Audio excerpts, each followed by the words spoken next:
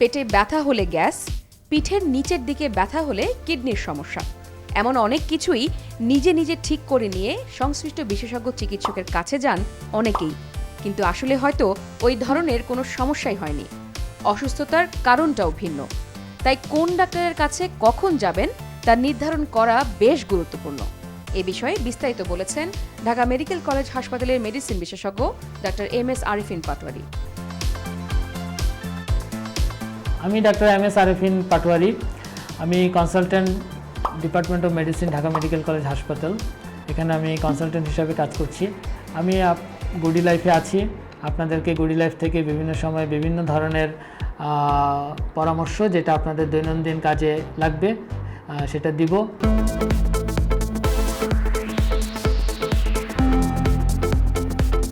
এই বিষয়টা কিন্তু খুবই গুরুত্বপূর্ণ যে আপনি কোন ডাক্তারের কাছে যাবেন। আমরা ইদানিং দেখা যায় যে আমরা নিজেরাই নিজেদের সিদ্ধান্ত নিয়ে নিই যে আমার তো এটা হয়েছে, আমি এই ডাক্তারের কাছে যাব। ধরুন আপনার হঠাৎ করে একটা বুকে ব্যথা হলো।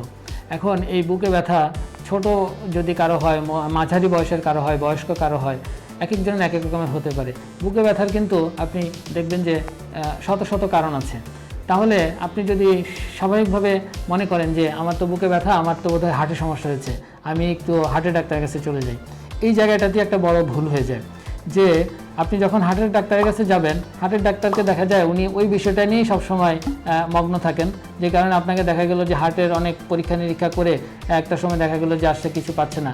আবার দেখা যায়, এরকমও দেখা যায় যে কিছু না পাওয়া সত্ত্বেও অনেক রুগী এক গাদা হার্টের ওষুধ নিয়ে খাচ্ছে বসে বসে, কিন্তু তার হয়তো বুকে ব্যথাটা ভালো হচ্ছে না, তার হয়তো অন্য কোনো সমস্যা আছে। এবং আপনি দেখবেন যে অনেক সময় একটা পেশেন্টের জন্ডিস, চোখ হলুদ নিয়ে চলে আসলো। রোগী চিন্তা করলো যে আমার তো চোখ হলুদ, আমি তো লিভারের ডাক্তারের কাছে যেতে হবে, আমার বোধহয় লিভার খারাপ হয়ে গেছে।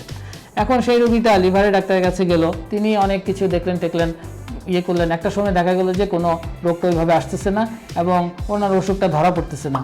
পরে কি হলো, আপনি দেখবেন যে জন্ডিস কিন্তু, চোখ হলুদ কিন্তু অনেক কারণে হতে পারে। একটা পেশেন্টের হয়তো আপনারা এই নাম শুনে থাকবেন যে একটা পেশেন্টের থ্যালাসেমিয়া হয়।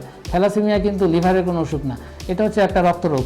এখানে আপনার হিমোগ্লোবিনগুলো ভেঙে যায়, সেখান থেকে বিলিরুবিন বেড়ে যায়, রক্ত স্বল্পতা দেখা দেয়। তো এই রোগীটার হয়তো থ্যালাসেমিয়া ছিল, কিন্তু সেই রোগীটা দেখা গেল তিনি নিজেই সিদ্ধান্ত নিয়ে লিভারের ডাক্তারের কাছে গিয়েছেন, অনেকদিন ঘুরেছেন, তার ওষুধটা কিন্তু ভালো হচ্ছে না।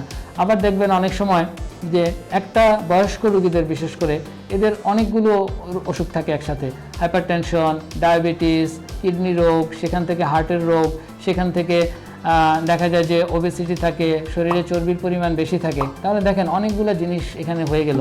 এখন আপনি কার কাছে যাবেন?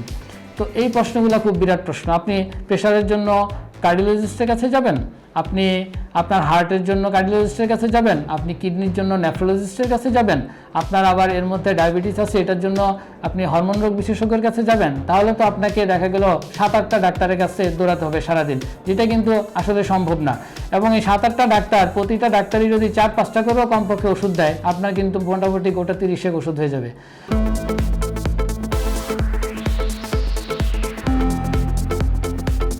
তাহলে এই জিনিসটা খুব ইম্পর্ট্যান্ট যে আপনি আসলে কোন ডাক্তারের কাছে যাবেন।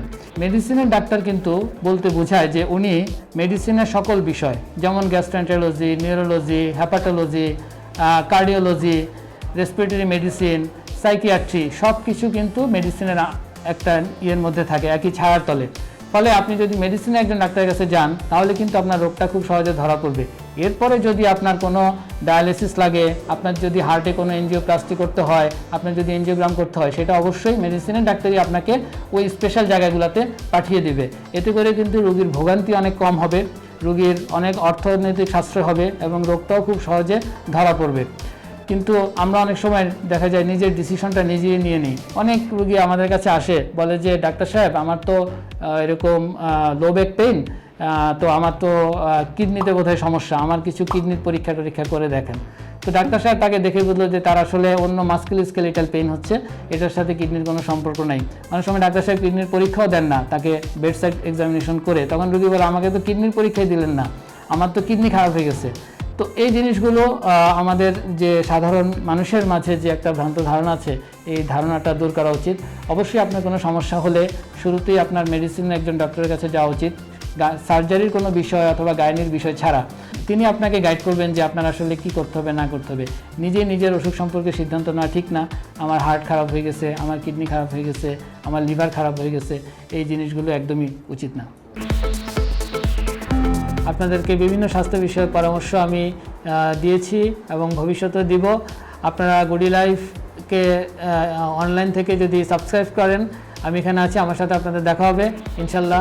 আপনারা পরামর্শ নিয়ে ভালোই থাকবেন।